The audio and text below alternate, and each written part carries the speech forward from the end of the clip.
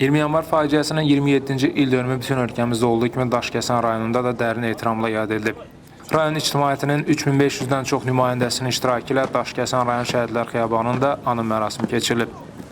Rayon İcra Hakimiyyətinin adından Şəhidlər Xiyabanındakı əbədi məşəlin önünə əklil qoyulub.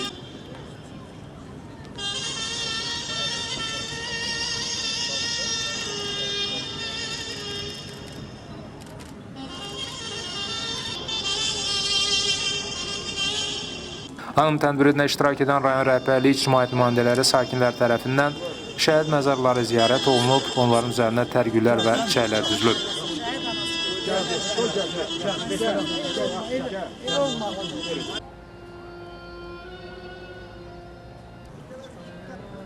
Daha sonra tədbir rayon mədəniyyət mərkəzində davam etdirilib.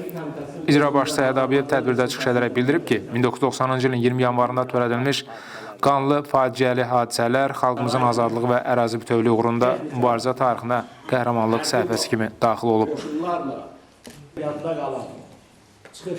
1990-cı ilin yanvar ayının 19-undan 20-sinə keçən gecə Sovet hərbi qoşunları erməni quldur dəstələri ilə birgə Bakıya, əhaliyə qarşı hərbi təcavüz etmiş və 134 nəfər mülki vətəndaş həlak oldu. 600 nəfərdən çox vətəndaş isə şikəst, yaralı və xəsarət almışdır.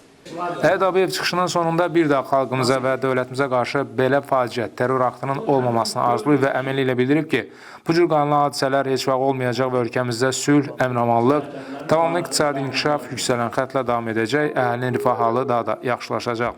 Daha sonra tədbirdə rayon mədəniyyət işçilərinin və məktəblərin hazırladıqları ədəbi bədii kompozisiya nümayiş etdirilib və 20 yanvar faciəsindən bəhs edən filmə baxış keçirilib. Cabir Məmmədov, İlham Məmmədzadə, Səs TV, Daşkəsən.